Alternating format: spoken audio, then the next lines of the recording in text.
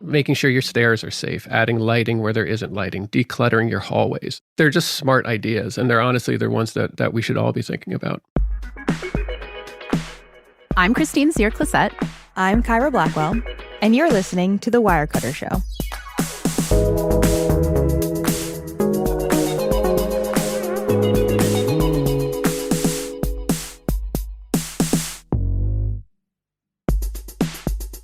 Kyra, can I ask you a very personal question? It's just you and I in this microphone. I always wait until it's just you and me to get really personal with you.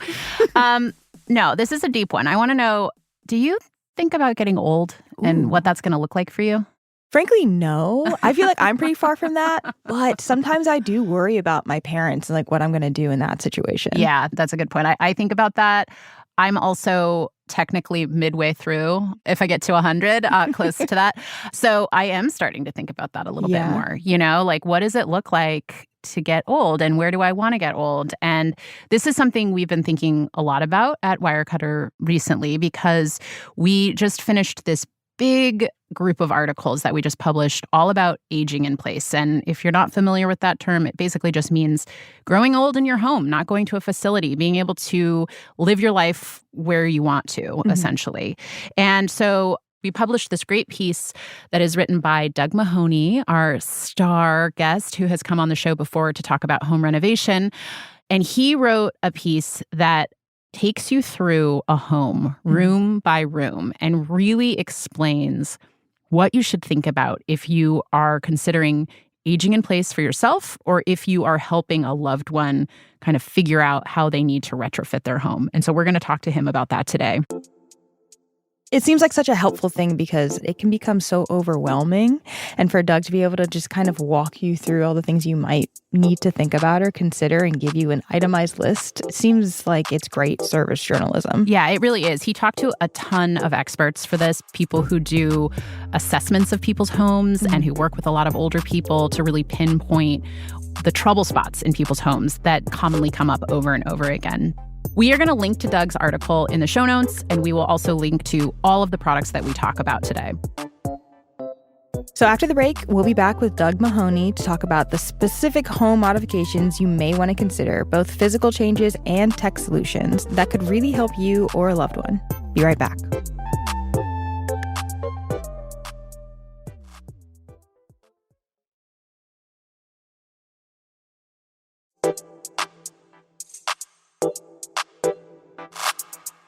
Welcome back. With us now is Doug Mahoney. Y'all know Doug. He's a senior staff writer on the home improvement team. He also covers outdoor power equipment and pest control.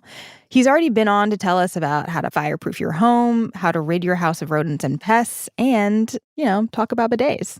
Favorite conversation ever. Doug, welcome back to the show. Hey guys, how's it going? It's good to be here. It's good to have you back. I feel like we've come to rely on you quite a bit on anything home related. So this is a big one today. Doug, before we get into all of the great reporting you did for this piece, I want to know, do you have any personal experience with helping someone in your life age in place? Yes, definitely. I am of that age where I have kids on one end and then parents on the other end. So my father, he passed away maybe 2 years ago, and he was living in his home. He was 90 years old. Wow. My mother still lives in the home. She's 86, and she's by herself there. She's right across town, so it works out really well. She's like 5 minutes away. My in-laws, my father-in-law passed away a couple years ago also. He was in a nursing home. He had Parkinson's. And my mother-in-law was just moved into assisted living, which actually has been great. It's been like a really, really good thing for her, which I think brings up a point here that aging in place might be something that we all want to do and we all think it's going to be great, but there may come a point where it just doesn't make any sense anymore, depending on the individual or the home. And then assisted living or nursing home, will provide much better care and be much better for the person. Yeah, I think that is such an important point, Doug. And I first want to say I'm really sorry to hear about your dad. That is really hard. And you have just a wealth of experience with your parents and your in-laws for this type of reporting. We are really going to focus on prepping a home for aging in place today. But I think a lot of the guidance that you have in this guide could be relevant to a lot of people who are not, necessarily considering themselves in that age bracket. Who else do you think might benefit from implementing some of the home modifications you have in this piece? Yeah, this is a really important point to make. And one thing, and I really realized that going through the research, is how universal many of these home adaptations are. I mean, you can think about them all under the banner of aging in place, but the reality is that they're tweaks and modifications that are going to benefit really everybody. Making sure your stairs are safe, adding lighting where there isn't lighting, decluttering your hallways. I mean, they're just smart ideas, and they're ones that we should all be thinking about. Yeah, I mean, I feel like reading through your piece, I kind of thought, wow, if I had a toddler in my home right now, a lot of these things would be relevant. But even as a person in my 40s, like tripping can happen anytime, a loose rug or whatever. So I completely agree. Doug, there are a lot of factors that go into how well you can age in place. But in your reporting, did experts have any advice for things they've seen people doing in retrofitting their homes that have the biggest impact in allowing them to stay in their own home successfully? Yes, definitely. The most important thing to do is to look at your home through the lens of fall prevention. Falls are going to be the most important thing. I don't know about you all, but I know people they've fallen and, the hip injury or the head injury, and then all of a sudden that's the end of aging in place. So falls are going to be the most critical thing. And thankfully, most of the solutions for fall protection is just fairly small adjustments.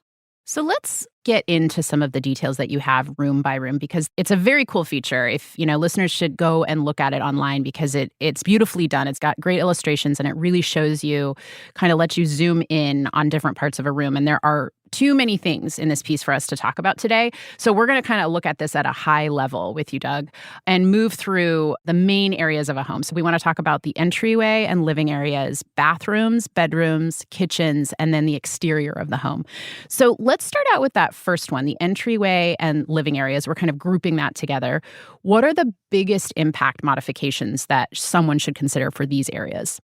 Yeah, that's a great place to start. I would say as far as an entryway goes, it's good to have someplace to sit. As soon as you walk in the door, a nice little bench where you can either dump off a bag of groceries or you can sit and take your shoes on and off. You can take your coat on and off. You can look for one that has some storage underneath it, so you have a place to put your shoes, so shoes aren't just sort of spread out all over the entryway and causing, potential trip hazard. Also, that would provide a place where you could tuck any assistive devices that you might need for getting clothes on and off, like a shoehorn or like a dressing stick. And a dressing stick it's kind of like a little rod with this oddly shaped hook on the end of it. And you can just use it to help get a coat on. Like if you get your arm through one side and then you need some help swinging the coat around to the other side, like a dressing stick can help with that. Oh, interesting. Okay, great. And then what are some other things that you should think about in this area? Well, definitely an entryway, there's often a set of stairs if you have a 2-story house. And stair safety is, obviously, it's probably not going to be a surprise, is extremely, extremely important. What you want to look for, you want to make sure that you have railings on both sides. You want to make sure that the treads are not slippery. If you have polished wood stair treads, they can be a little slippery. So maybe think about a stair runner, just something that's going to allow your feet to grip in a little better. You can use grip tape, things like that. It's a little utilitarian. I think most people would probably prefer to go with a carpeted route instead. And then as far as railings go, you want them on both sides. You want the ends of the railings to turn and terminate into a newel post or the wall. What you don't want is that classic basement stairway railing where it's just like a dowel that's waiting like cut to off. poke you in the eye. Yeah, it's going to poke you in the eye. If you're wearing like a robe, your sleeve could get caught on it. Your clothing could get caught on it on the way down. So there's all kinds of little details like that to just take a look at. And also make sure the railing goes all the way down to the bottom step, a little bit beyond the bottom step. I have an old house and there's a railing. I swear you got to be up like 3 steps before you can even grab it. It's a really short railing. Well, that goes on your to-do list, Doug. So yeah, it does, right?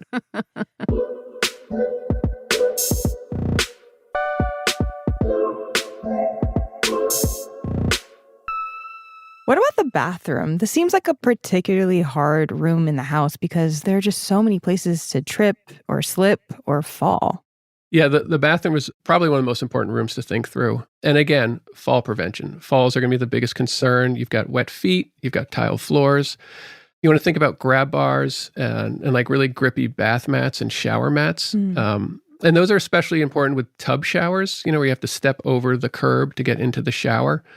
The Moen grab bars are nice. Wirecutter's done some work on those. And one thing that was really interesting that I picked up from my research is that, like with grab bars, you want to place them where you're going to use them, which sounds like common sense. But if you go online and you type in, where should I put a bathroom grab bar, you'll get all sorts of information. Put it, 42 inches above the floor level, put it oriented horizontally, this, that, and the other thing. But the people I spoke with who have actually done home assessments and walkthroughs with people, they said they just throw that all out. What they do is they will go into the bathroom with the individual and they will ask the individual to get into the shower. And they'll watch where they put their hands to brace themselves as they get into the shower. And they'll mark the wall and they'll say, well, that's where you need your grab bar. So like say you have a tub shower, you could have a grab bar on the faucet side. And that's great. But if you enter the tub shower from the drain side, it's not going to do you any good. So make sure that it's put in a place where you're actually are going to use it. That's so interesting. I think what you're saying here is that a lot of the sort of standardized guidance, maybe it's like ADA compliant, these are sort of general guidance for a general population. But when we're talking about modifying our own homes, it's important to think about the specific people using the different items. Definitely. What about for people who have trouble stepping into the shower themselves? Are there any other things that you could add to your bathroom to make that easier? Definitely. You want to make showering as safe as possible. So there's a number of things that you can do in the shower. First, you could get a shower head that has the removable sprayer. They're easier. You don't need to contort your body. Moen makes a nice one. We recommend. I actually have it. Again, this is another great example of one of those items that is going to work for anybody. And there are also other ones. They'll have a built-in grab bar and an adjustable height of the shower head. So you could, if you have a shower chair, you could just be sitting down, and when you're done, the grab bar is there to help you stand up. As far as getting into the shower, a transfer seat is something you might want to think about. They're especially important, I think, if you do have that tub shower set up with the big tall curb. Can you describe what a transfer seat is? What exactly does that mean? It's basically, the way to think about it, it's a way to enter into the shower safely. So the design that's kind of in my head right now, it's like, just imagine like a bench that sort of straddles the shower curb. So half of it is outside the shower and half of it's inside the shower. So you sit on that bench and then you're able to lift your legs and swing them up over the curb to get you into the shower. And then you can either scoot your bottom over into the shower, or some of them even have like sliding chairs. And then you can also use that as your shower chair. So it's just a really safe way, so you're not making that big, tall step up and over into the shower over that big tub curb. We do have a guide out for shower chairs, and there's all kinds of a wealth of information there. What about the toilet? It can be hard for people to constantly be sitting down and standing up. Do you have any guidance for that? This came up in my research, and I was actually surprised at the statistics around falls located around the toilet. So getting on and off the toilet becomes more of a challenge as we age. The first thing to think about, I would say, would be a taller toilet. Most manufacturers, they make ADA height toilets, which most people find to be more comfortable. It adds 2 to 3 inches to the seat height. And again, it's one of those things that a lot of people like. I installed 3 of them over the last couple of years, and they're just fantastic compared to the old lower toilet. But do you have to install a brand new tall toilet? Is that the only solution? Or do they have, I don't know, some kind of thing that you can add to your existing toilet to make the seat higher? Yep, they're called seat risers, and you could install one of those too. They have ones, they sit directly on the toilet, and then there's other ones that are sort of in a frame that sort of sit around the toilet. And I think beyond the convenience of being able to just use your old toilet and use a seat riser, I mean, there are implications to that design. It makes it harder to clean your toilet. It's kind of like having a bidet where there's just more places for gunk to get into. So if you do have the ability to put in that higher toilet, it looks nicer, and you're probably going to have an easier time cleaning it. Yeah, definitely. And actually, a bidet, it's kind of interesting you mentioned a bidet. That's another option too, that Toto makes really good ones. But again, it's one of those things that, I think a lot of people would benefit from and just generally enjoy. But when you have limited mobility, it may become essential. That is a really great point. It would give people a lot of autonomy in the bathroom if they otherwise might need some help. So that's great. Definitely. Yes. And night lights everywhere. Motion activated night lights are wonderful everywhere. Okay, so now we want to tackle the bedroom. What should people be thinking about in this room specifically? There's a lot to think about in the bedroom. For one, an adjustable bed that can raise and lower the overall height of your mattress. I mean, I would love one of those. In and out. Yeah, see, it's another one of those things. I think it could also be great if you have sleep apnea, right? Like you elevate your head. And then some will even lift you into almost a standing position, which would certainly help someone get out of bed if they had limited agility, limited mobility. Another thing that I thought was actually really interesting that a number of experts talked about is a designated dressing area with a chair. They talk about people getting dressed and they're sitting on the bed, which is sort of slippery. You could kind of scooch and fall off of it. But if you have a specific area and a chair, you sit on the chair, you put your pants on, put your socks on. I mean, we've all been there. You got one sock on and the other one, and then you're like hopping across the bedroom, on one leg. You want to stay as far away from that as possible. And then a little designated dressing area. That's a place, again, to keep, much like in the entryway, a spot for a shoehorn or a dressing stick, things like that. And then also, it's worth pointing out that if you have things like that, you want multiple versions of them. Like, you don't want one shoehorn that's sometimes downstairs when you need it, sometimes upstairs when you need it. You want to reduce those trips up and down the stairs. So get one for your dressing area, get one for your front door. What about any things that might not seem like they're totally necessary, but it might help you be more comfortable? Because it is the bedroom. You want to be able to relax and sleep well. Yeah. One interesting thing for the bedroom would be if you can install smart curtains or smart blinds, smart shades. I also want these. And just to clarify, they're on some kind of mechanical device that you control with your phone. Is that essentially it? Open, yeah. Windows open? Okay. Yep. Yep. And they're cool because you can set them to a schedule, or they can be open remotely. So they can be open before you get out of bed. So, that'll likely bring in a lot more natural light into the room, make it generally safer. And it also eliminates the overall hassle of blinds. I don't know about you, but I've got the kind that have the two little ropes. And I mean, it's just, they get like knotted and then the blind's got to hang in halfway. And there's a guide for that, which has much more information. Very cool. Anything else? Yeah, a bedroom is a good place to talk about a smart thermostat, smoke alarm, CO detector. Getting those in the smart version is going to be really helpful, especially again with somebody with mobility issues, dexterity issues. We all know what a false alarm is like with a smoke alarm, where you're sort of scrambling around the house trying to get it to stop and hit the mute button. But if you can do that with just the push of a button on your phone, that's going to add a lot of convenience. And then as far as thermostats go, smart thermostats will learn your habits, and then they just sort of operate independently. And if you need to make an adjustment, you can just do it through your phone while you're sitting on the couch. So they're just going to be a lot more convenient. And again, these are topics that Wirecutter has extensively covered. When it comes to these smart features, I think something that we point out in this piece that you wrote is that if you are going to use technology like this, let's say maybe you're helping your parent across the country and you're trying to help caregive remotely, that it is actually quite important to be very transparent with whoever you're helping that you're using this technology, right? Like these smart devices, you don't want to be just installing this in your mom's house without being really open with her about that fact. Oh, yeah. I certainly wouldn't do it without letting someone know. We're going to take a quick break, and then when we're back, we're going to talk about a few things people should consider outside of the home and how much you should expect to pay for any or all of these renovations. Be right back.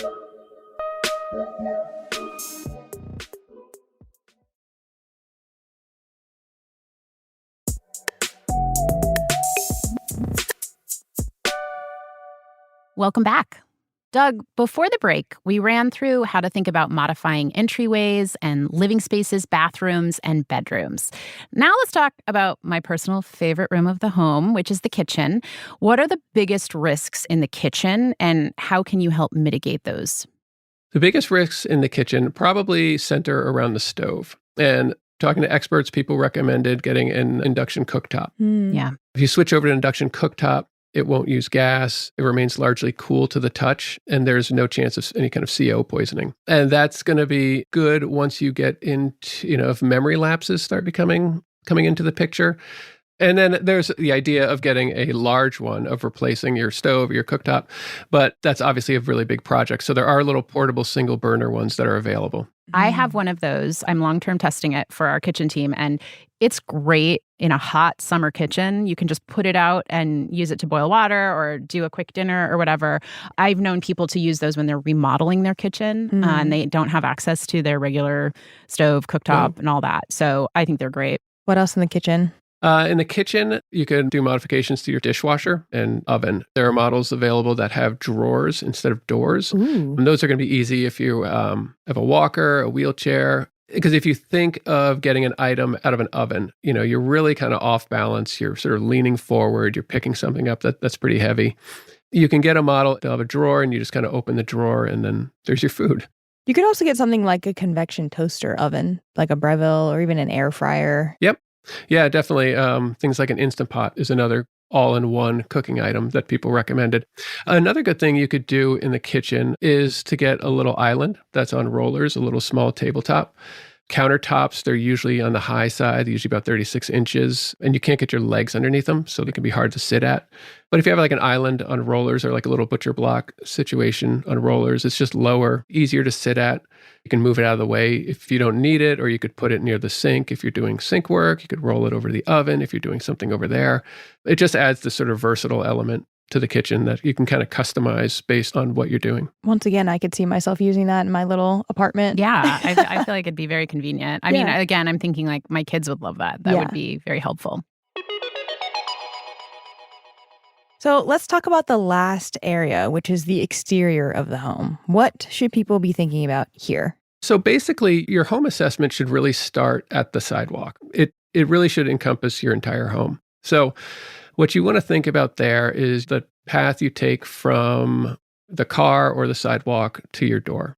Which door do you use most and how do you get there? Do you have to walk down a walkway? Is it uneven brick? Are there flagstones and there's big gaps in them? Are those things that might need to be repaired? Think about the pathway to the mailbox. Like, is that safe? And then also lighting. Are there nice floodlights? Is there lighting on the walkways? And for those, there's certainly smart systems available, smart lights. I know Wirecutter has covered those. But then a much more inexpensive option are those solar lights that you can just get at a box store that you just stick in the ground. Those will often shed enough light to illuminate your pathway. And then once you're sort of past the walkway, look at the front entrance of your house. Look closely at your front door. Front doors are large, they're heavy, so make sure you can easily open and close it. They often swell with the weather. Like mine right now, it's stuck.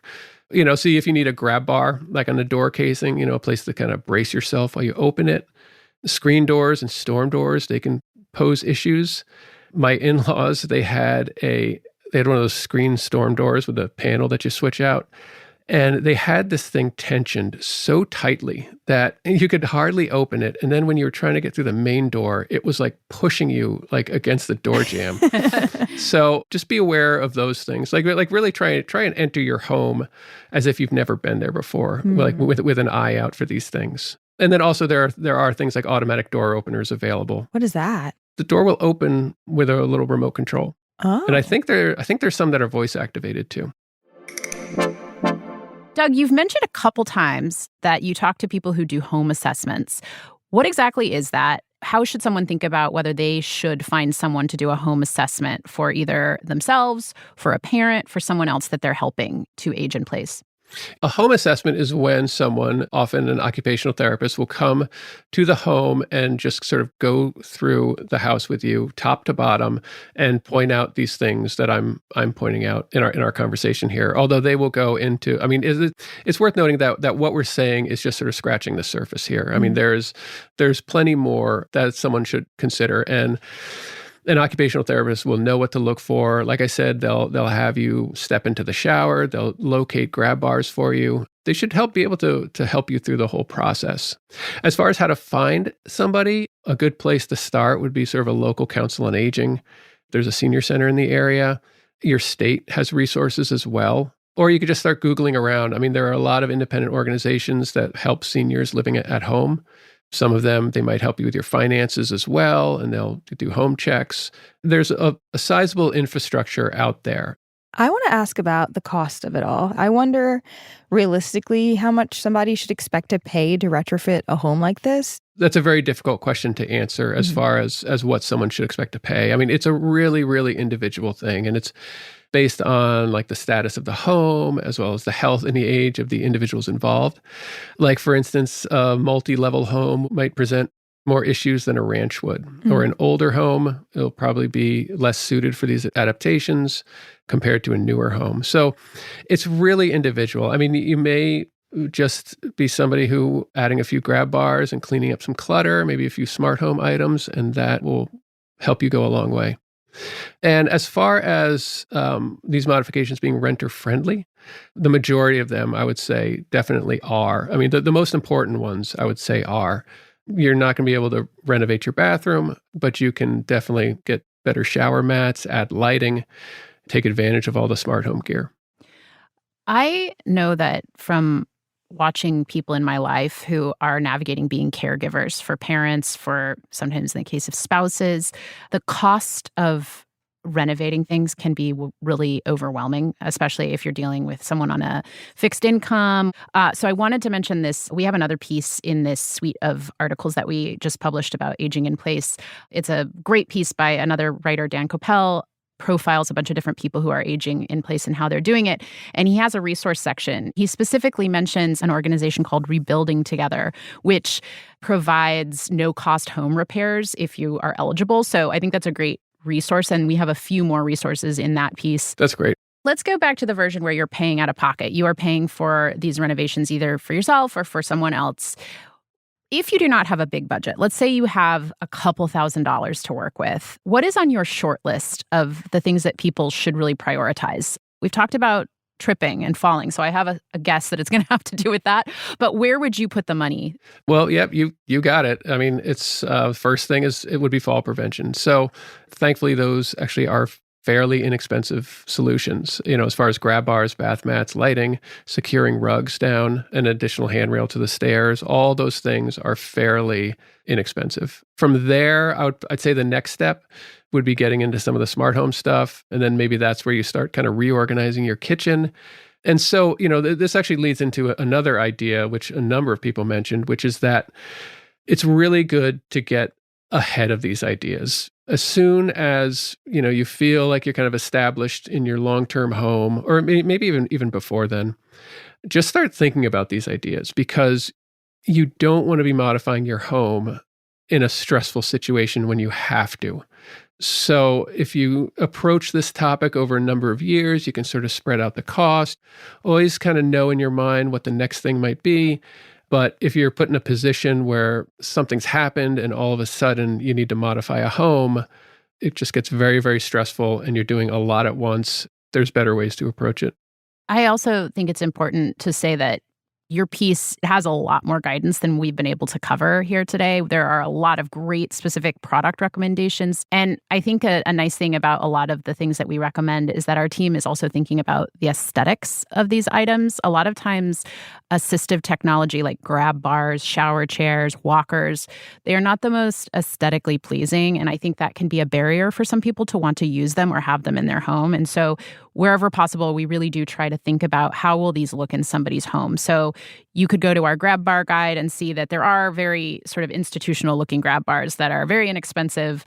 They're kind of what you would see in a hospital. But we have, like you mentioned, the Moen ones. There's some really pretty ones that actually, you wouldn't even really be able to tell that they're a grab bar specifically. Mm-hmm. It's kind of slow progress in this product category. There are still a lot of ugly things, but there is some progress happening here. And so if you're listening and you are interested in any of these things, definitely take a look at Doug's piece, because there are some really, really cool products out there at this point for a lot of this stuff. Grab bars specifically, I'm glad you mentioned that, Christine, because these grab bars are becoming very subtle and very discreet. Like there's one that can help you get up off the toilet, and it's this grab bar that's really integrated into a toilet paper holder. So like you don't even really know the grab bar is there, but it's there when you need it. Like you're saying, you don't need to make your home look like a hospital in order to get the added safety of some of these items. We want to know, after doing all of this really incredible reporting, has it inspired you to make any changes to your home? It's sort of funny. It made me realize how far down the road I sort of already am, even just having these sort of convenience items like the shower with the handheld system or the taller toilets, things like that. One thing that really struck me is just how much these design decisions just make a lot of sense.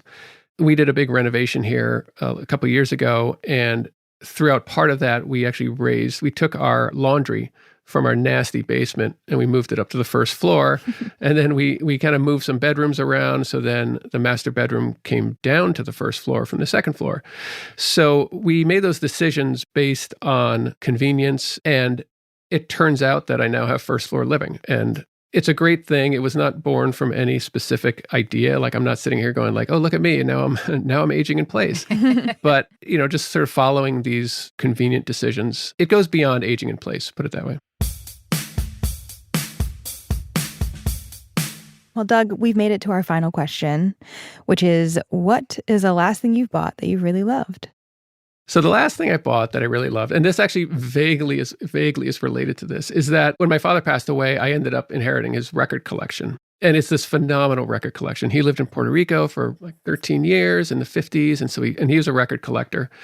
So there's all kinds of like cool old calypso, all this really wild world music. And I'm not particularly like an audiophile or anything like that, but I went to Wirecutter and I got the budget turntable that has Bluetooth connectivity because I'm in a situation where like speakers and like an amp, it would just kind of take up too much room. I didn't really want to deal with that. But once I saw that it had Brent Butterworth's approval, I went ahead and got it. Brent writes a lot of our audio content at Wirecutter, and he's just as expert as someone can be. If there's anybody I trust, because Brent's the man. Yeah. Well, thank you so much, Doug, for joining us today, as always, like our unofficial fourth host at this point. We can't wait to have you back. I have to keep writing new things now. Take care. Kyra, are you ready to set yourself up for aging in place? Or... To get old, you mean? No. I'm ready to get old. I'm hoping that I get old, That's the best case scenario. Yeah, it's definitely not a bad thing.